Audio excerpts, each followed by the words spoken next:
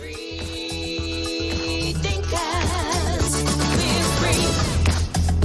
Here's what we do. We can take some classes, affect the masses. There's no excuse. You've been loosed. This is From Destruction to Dignity with Janice Pons. Each week, Janice shares her wisdom to enlighten, educate, and advance the culture in America today. Janice Pons is a mother, author, and free thinker, and your host for our podcast this evening. Now let's join your host, Janice Pons. Greetings, greetings, greetings. Come on in. Come on in here. Welcome, welcome, welcome. I am so glad you're here. Thank you for joining in. My name is Janice Pons. I am the host on this show, on this podcast, From Destruction to Dignity, Clinical Perspectives, Spiritual Truths. Now, you know me. Y'all know me by now. Well, you know what? If you don't know me by now, you will never, never, never know me. Ooh, but you know what? Some of you know me and some of you are new and you will get to know me. Why am I so fired up? Because I love this nation. I love America because we're one nation under God, indivisible, with liberty and justice for all. And there has been a lot of blood shed for this country to get it established, to get it here to where we are. And there are a lot of powers coming against it to destroy it, to undermine our nation, as imperfect as our history has been. And a lot of that history, there's been a lot of efforts to right the wrongs. And we're still doing that. And so that's what this podcast is about in many ways, because I love America. Yes, I do. For I'm proud to be an American. Well, at least I know I'm free. Whom the sun sets free is free indeed. And I won't forget the men who died, who gave that right to me. And I'll gladly stand up next to you, my fellow citizens, my fellow Americans. Stand up next to you and defend her still today. For there ain't no doubt I love this land. God bless the USA. Why am I so excited about America? Because this is where God decided I needed to be born, and you as well. Listen, this nation is under a ferocious attack. You know that. I know that. There's been a target put on the backs of our children like never before. Suicide rates are higher than ever before. The inflation is high. People's homelessness is high. There's so many things coming against our nation, as represented by our flag, as represented by our seal, and our house, we the people, the house on Pennsylvania Avenue, is our house. And it's oh my God, the agendas are on steroids to fight the success of we the people and this great nation.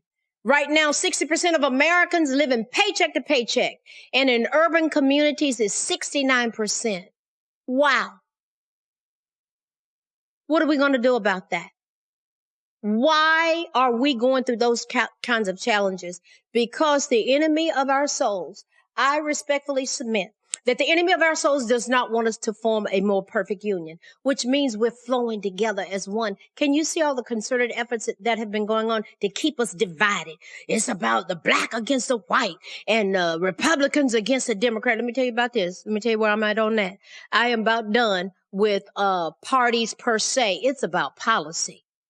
It is about policy, and I'm all right now where I'm at in my soul is that it's about saving this great nation and the citizens thereof.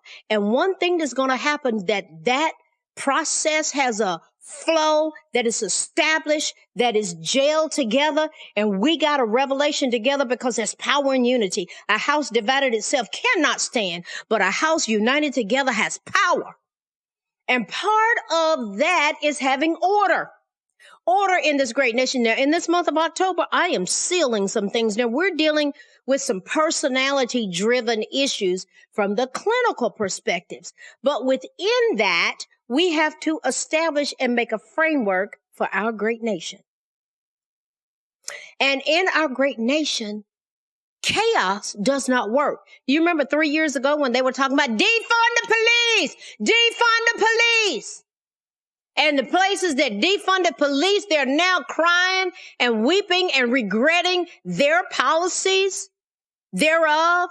I saw where some representative, she was shouting that song from the bullhorn, shouting it from the mountaintop. And she was attacked and her face beaten horribly in front of her children in an area that had defunded police. And now she's saying, we need to have money to fund the police. Oh, really? Yes, ma'am. I agree. We do. I'm sorry you had to go through all of that to get that revelation. Now, that ties me right into order. How are we going to flow together as one? A more perfect union is flowing together as one. What may it look like? It's going to look like order. So I'm going to drill it this month to get us thinking a certain way. It's okay for us to be thinking the same thing on certain things. We got a lot of chaos, so we got to get order. There's a lot of darkness, so we need light. There's a lot of confusion. We need answers. Part of establishing order in our great nation, as represented by our flag, our seal, our house, us flowing together as one, we the people, is having order. And when I got a revelation of where my tax dollars were going, and I'm not here to argue with you. And if you want to put in the comments about how you think we should be doing the whole tax thing to pay for things, you go ahead and put your comments in there. Because I know I have Facebook friends that say, we're not supposed, it's unconstitutional for us to pay taxes. Okay, so how are we going to pay for the military? So they're one of those 5 pillars of establishment of order in our nation. However, we're going to pay for it. It is not going to happen free.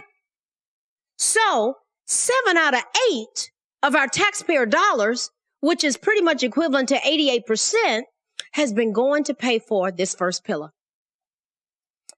They're pillars of how we keep our nation established, structured, supported, undergirded. The first pillar, Social Security retirement payment. What in the world we look like that I've paid into this system over 50 years. What do we look like when I get in my 60s and I can retire and somebody's going to tell me, well, you know, your retirement payment is not there. Are you kidding me? No. We need to make sure that we are taking care of our elderly, that their Social Security, their retirement payment is going to always be there. Yeah. Why? They're citizens of our great nation. Second pillar that we're going to make sure is in place, that our taxpayer dollars support and pay for military. They are there to protect us from all enemies, both foreign and domestic. All branches of the military are there to protect us. Do they have to buy ammunition? Do they have salaries that need to be paid? My son is working towards being a commissioned officer. He is an excellent soldier. He wants to serve. There was a shortage. He wants to be involved. He wants to protect this nation. Do they need to be paid? That is their job. Is it going to take money? Our taxpayer dollars go towards it. It sounds absolutely foolish if I hear somebody say, well, we don't need to pay taxes. How are we going to pay the military? How are we going to do that? They protect us from all enemies, both foreign and domestic. Third pillar that gives us establishment and structure in our great nation, Medicare, healthcare. The states take care of Medicaid. Medicare is undergirded and supported by us. Why? We all have healthcare issues. Healthcare includes our mental health, our physical health. It needs to be paid for. Once you paid into the system, when I got into my 60s, do I look like I'm 60? I'm older than 60. But listen, I'm not paying that higher premium that I was paying for on my commercial insurance. I've paid into the system and I don't mind. I am glad to contribute towards Medicare being there so that, it's there to take care of people that are older and people that may have disabilities and to take care of health care. Health care. Yes, it has to be in place. Our taxpayer dollars pay for that. They contribute to it. When I got older, my premium was not as high. I appreciate it, but I'm paying for it anyway through my taxes. Another pillar that has to be in place is education. Education, bottom line, funding, making sure money is there for our children. We used to be number one in the world in terms of ranking with academics. Now we're 34th, 35th%. How can we get it back to number one? I have ideas. I worked as a teacher and school psychologist. I know when it was soaring because in the 60s and the 70s, we were number one. And that was in spite of all kind of issues that were going on. We were just coming out of Jim Crow. Are you kidding me? And we were number one? Huh? Yeah. So in that education, we're going to make sure people get educated. They have mentorships. They have good paying jobs. They save. We teach them how to invest in real estate, the stock, the bonds. That's how wealth is built and established in our nation. We need to teach it to our children. Education.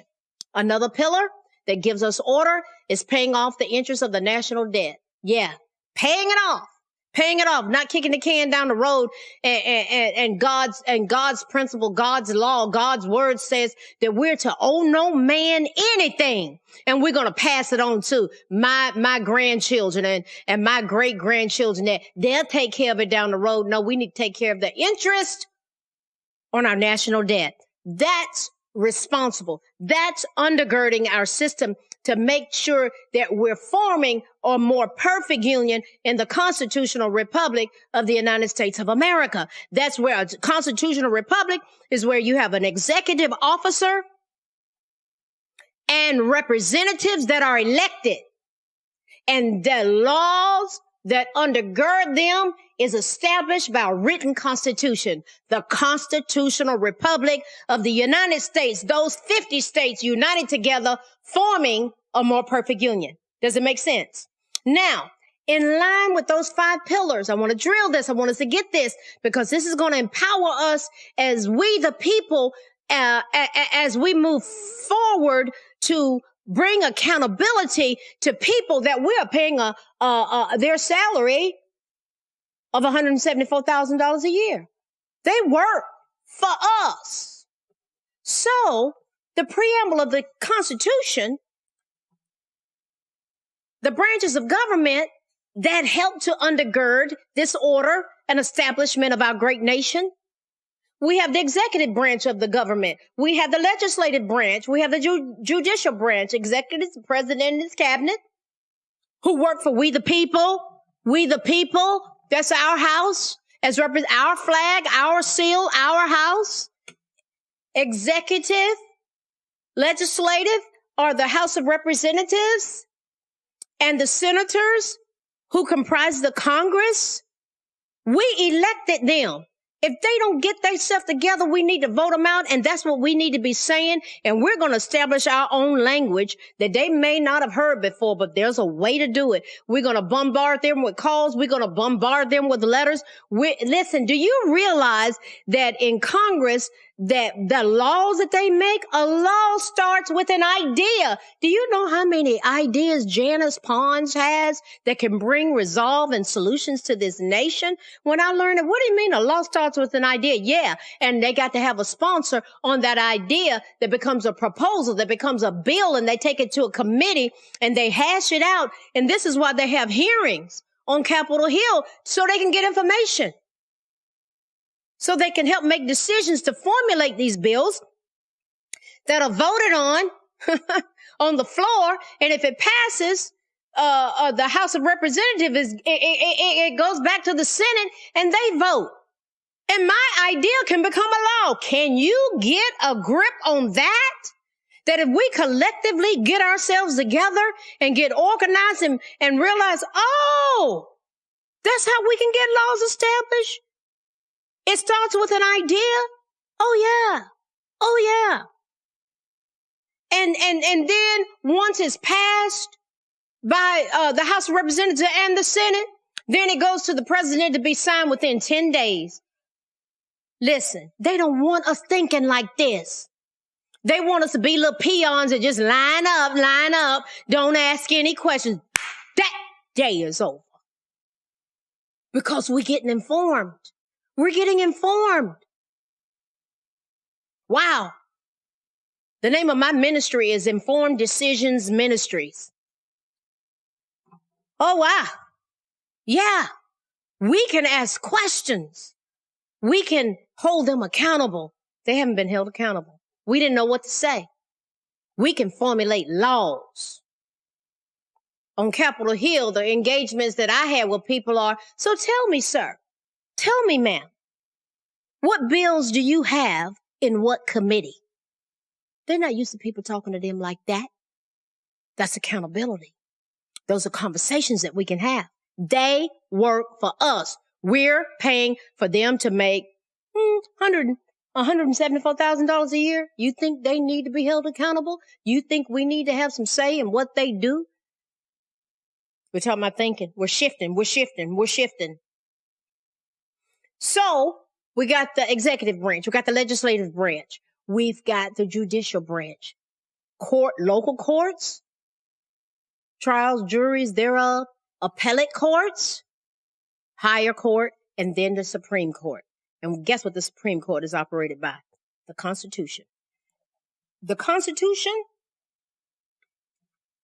they started writing that in 1787 to try to bring some order to this nation. Those 5 pillars bring order. Watch this. Here's the preamble to the U.S. Constitution. When I read this, I got so happy because God showed me how it fit together with these 5 pillars. We, the people of the United States, in order to form a more perfect union, establish justice, ensure domestic tranquility, provide for the common defense, promote the general welfare, and secure the blessings of liberty to ourselves and our posterity, do ordain and establish this Constitution for the United States of America. The first pillar, the second, third, fourth, 5 pillars. Look at this. We the people. Who's that? Us. All 331 million of us. We the people, in order to form a more perfect union, establishing ourselves, flowing together as one. A more perfect union is how we flow together as one. We establish justice through our court system.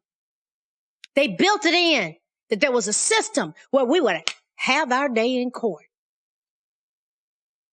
If you're dealing with some legal issue, keep a log. If you're being treated unjustly, keep a log. It'll come in handy. Ask me how I know. Ensure domestic tranquility. Domestic, here at home, tranquility, peace. We want to ensure it.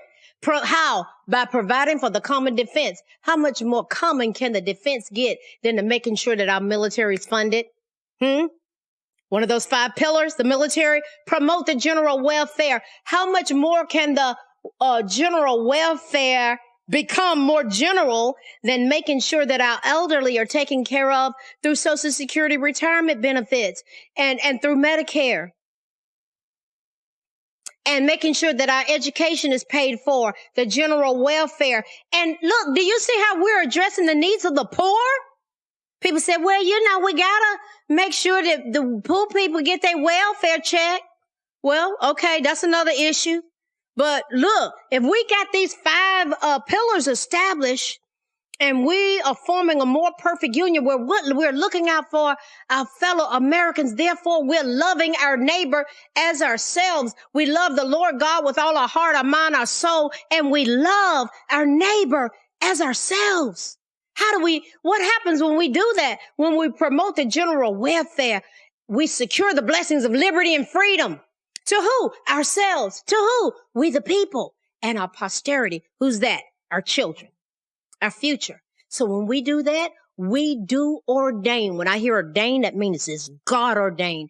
God established this in 1787. As messed up and as chaotic as things have been in this nation, these founders, they were trying to establish order. And I can hear people think, well, they brought slavery here. Yeah. And the people in Africa sold.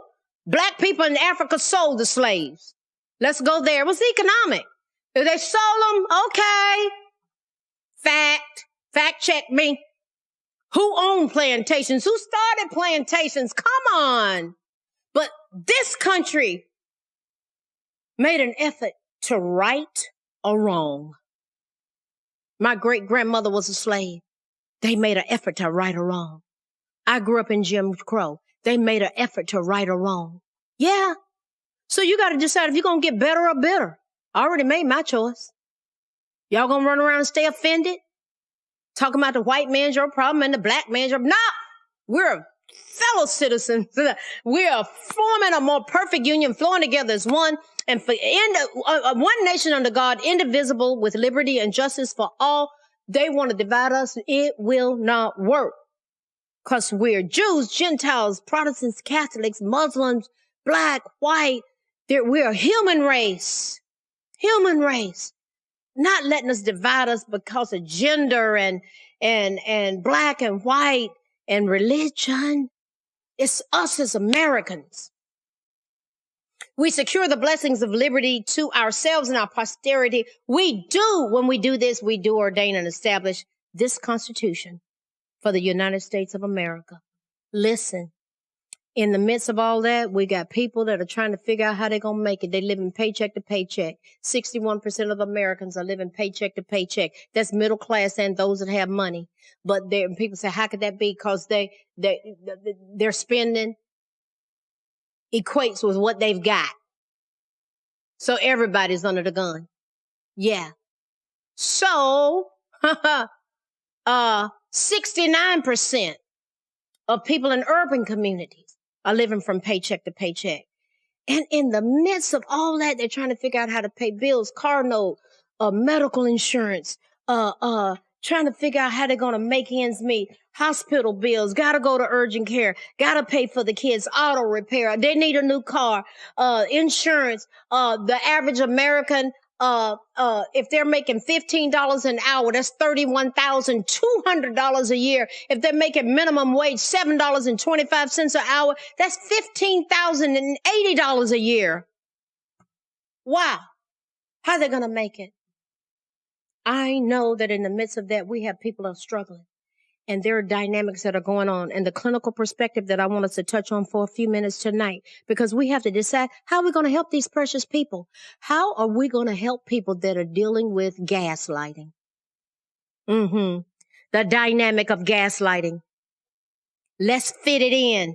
Let's fit it in to our 331 million Americans. Most people are trying to live paycheck to paycheck, and some of them have some specific issues, and one is gaslighting. Why are people doing it? Gaslighting is a psychological tactic employed by individuals who seek to exert control and dominance over others. And I'm sad to say it's far too rampant in religious organizations often. We deal with it in workplaces. We deal with it in our homes. We deal with it in marriages and relationships, but it definitely should not be going on in churches, but it does. So by the interactions that people are having with you that are gaslighting you, they will undermine your sense of self, your, how do they do that? They exert influence and power over other people. How? As evidenced by manipulation. It's subtle. They leave victims questioning their own perceptions and experiences. It's a manipulative approach that people use to control others.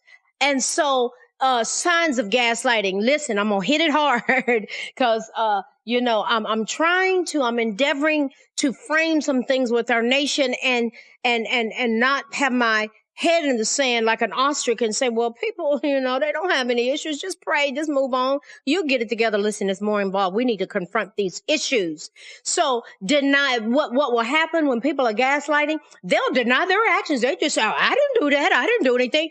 They will trivialize your feelings. They will shift blame on you. They will make you think that you're the issue. They will project onto you. I didn't do that. You're the one gaslighting, and they are bona fide liars. All you have to do is see what they're doing and observe their behavior and hear what they're saying. They will withhold information to make it look one way that they come out looking hunky-dory. Oh, yeah. They will create confusion by providing contradictory statements, which leaves you unsure about, well, wait a minute, what's really true here? They will minimize your experiences. Gaslighting. These are behaviors to manipulate, to control. They will undermine relationships by isolating you from friends and family, suggesting that they're the only ones who truly care about you. You need to come over here and be with us only, and they will keep you away from loved ones, and then it becomes toxic. So the bottom line is, when this is presented to you, what are you going to do with it? What are you going to do with it? Listen, we have to learn to trust our instincts. Listen to your gut feeling. Your gut feeling. If something feels off or contradictory, you need to assess it. What would happen if you assess it? What would happen if you document your experiences, where you keep a journal, especially if it's going on in the workplace, especially if it's going on in a school or an entity that is trying to destroy your life, because the thief cometh not, but for to steal, kill, and destroy. But Jesus came, God came, that we would have life and have it more abundantly. So you got to be able to discern and to differentiate when people are being toxic. And yes, they try to destroy you. I've experienced it. My son has experienced it in this day and time. And I said, you better learn to keep a log. And it has served him well, as concluded by the Department of Labor. Now, you don't want me to dissect those situations, but we did.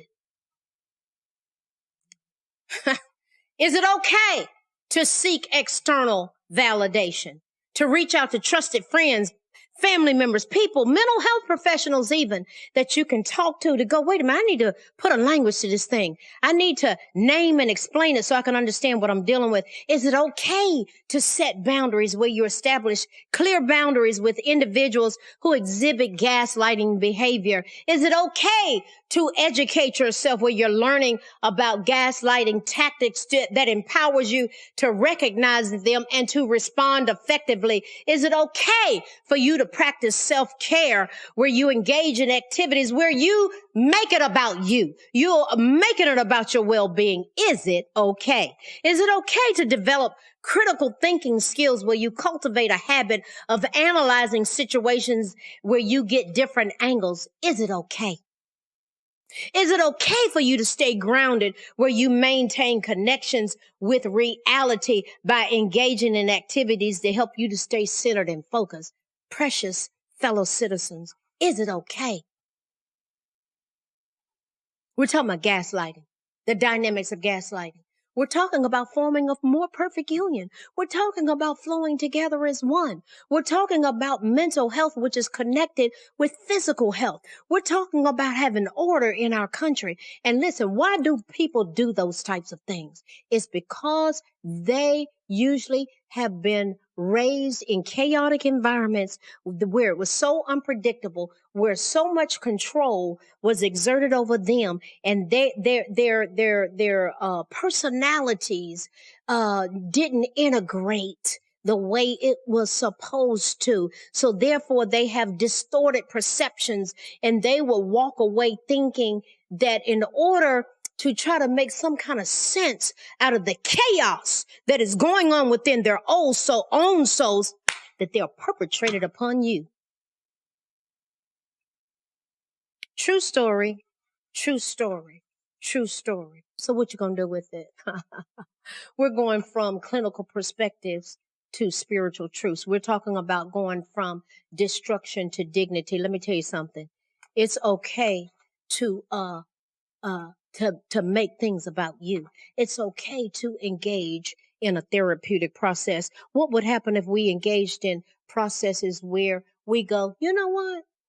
I'm going to take this period of time where this is going to be about me. I'm going to engage in a therapeutic process. You can go to janicepons.com. You can go to the resource page on my website. I've done all the research for you. You can put in your zip code and you can find out where you can go get involved in a structured clinical therapeutic setting where you can finally stop being the gaslighter, where you're creating chaos, and once and for all, you can deal with those issues that are at the core of your soul, and you can stop hurting people and wounding people, and those who've been the victims of gaslighting, you can go, you know what? It's time for me to get my soul healed, your mind, your emotions, your intellect, your drive, and your desires. And I want to respectfully submit that when we do that, we are forming a more perfect union. We are flowing together as one because we are one nation under God, indivisible, with liberty and justice for all. And we are loving our neighbors as we love ourselves. Good night. Thanks for listening to this week's episode of From Destruction to Dignity with Janice Pons. Janice's mission is to provoke thought, bring awareness, and point people towards intervention when needed. As a reminder, this show is not therapy, but for educational purposes only. For more information, check out janicepons.com or follow her on social media. Education, affirmation, dedication, information, revelation. A new nation.